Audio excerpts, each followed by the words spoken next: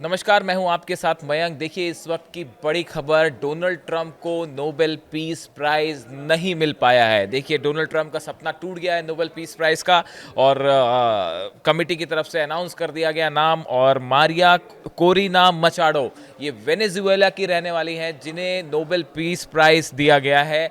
और जैसा कहा जा रहा था कि डोनाल्ड ट्रंप की तरफ से पूरी कोशिशें की गई कि किसी तरह से नोबेल पीस प्राइज़ में वो रेस में रहें आगे और उन्हें ये अवार्ड मिले, लेकिन ऐसा नहीं हो पाया। देखिए, गज़ा में डील को लेकर बहुत चर्चाएं थी, और ये कहा जा रहा था कि जो ट्रंप इतनी तेज़ी दिखा रहे हैं गज़ा में हमास और इसराइल के बीच समझौता कराने को लेकर, डील कराने को लेकर, उसकी बड़ी वजह नोबेल पीस प्राइज़ है। डोनाल्ड ट्रंप ने कई बार कहा कि मैंने कई देशों के बीच जो है सीज़ फायर कराया, इस तरह के दावे उनकी तरफ से किए गए। उसके बाद काफ़ी चर्चाएं थी कि क्या उन्हें नोबेल पीस प्राइज़ मिल सकता है, लेकिन जब नाम का अनाउंसमेंट हुआ तो डोनाल्ड ट्रंप के लिए अच्छी खबर नहीं आई, और नोबेल पीस प्राइज़ के लिए उनका चयन नहीं हुआ है। अब देखिए, ये पहला मौका ऐसा है जिसमें नोबेल पीस प्राइज़ किसे मिला, इससे ज़्यादा इस बात की चर्चा हो रही है कि नोबेल पीस प्राइज़ किसे नहीं मिला। यानी जो खबरें आप देखें जो चली मीडिया में सामने आई, उसमें इस बात पे पहले फोकस किया गया कि डोनाल्ड ट्रंप को नोबेल पीस प्राइज़ नहीं मिला है। ये बड़ा बेहद पहली बार शायद ऐसा हुआ होगा कि किसे प्राइज़ नहीं मिला, वो ज़्यादा चर्चा में है।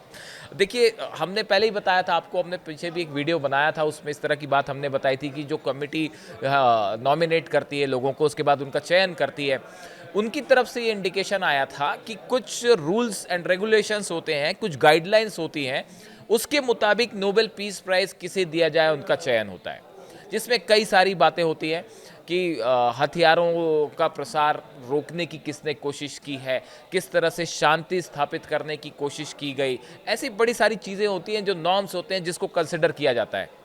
बड़े सारे एक्सपर्ट्स का ये कहना था कि डोनाल्ड ट्रंप लगातार कोशिश कर रहे हैं कि किसी तरह नोबेल पीस प्राइज़ मिले, लेकिन इस बार शायद उनको ये प्राइज़ ना मिल पाए। ऐसी बातें कई लोगों ने, कई एक्सपर्ट्स ने, जो विद्वान हैं, उन्होंने पहले भी बताया था कि इस बार हो सकता है कि उन्हें ये प्राइज़ ना मिल पाए। और इसी तरह का इंडिकेशन जो कमेटी चयन करती है उसकी तरफ से भी आया था, जिसके बाद ऐसा लग रहा था कि हो सकता है इस बार उन्हें ना मिले, ये डोनाल्ड ट्रंप को ये पीस प्राइज़ ना मिल पाए।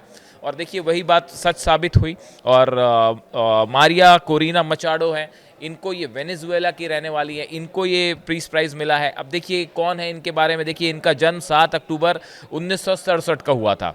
वह वेनेजुएला की प्रमुख विपक्षी नेता हैं और पेशे से इंडस्ट्रियल इंजीनियर हैं। 2002 में उन्होंने वोट निगरानी समूह सुमाते की स्थापना की थी, और वेंटे वेनेजुएला पार्टी की राष्ट्रीय समन्वयक हैं, कोऑर्डिनेटर हैं।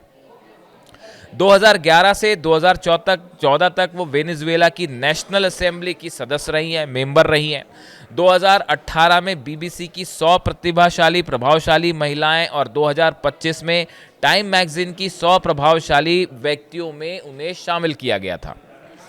निकोलस मादुरो सरकार ने उनके देश छोड़ने पर प्रतिबंध लगा दिया था। इस तरह से खबरें आई कि उनको, उनका देश छोड़ने पर उन्होंने बैन कर दिया गया था। और 2023 में अयोग्यता के बावजूद उन्होंने 2024 के राष्ट्रपति चुनाव के लिए विपक्षी प्राथमिक चुनाव जीता, लेकिन बाद में उनकी जगह कोरिना योरिस को उम्मीदवार बना दिया गया था। तो देखिए, ये काफ़ी समय से वेनेजुएला में काम कर रही हैं, और वहाँ पे संघर्ष करती रही हैं। और जो देखिए बात निकल के सामने आई कि Venezuela's most influential opposition leader receives the award Machado as a brave and committed champion of peace who keeps the flame of democracy burning during a growing darkness. इस तरह की बात जो है वो कही जा रही है।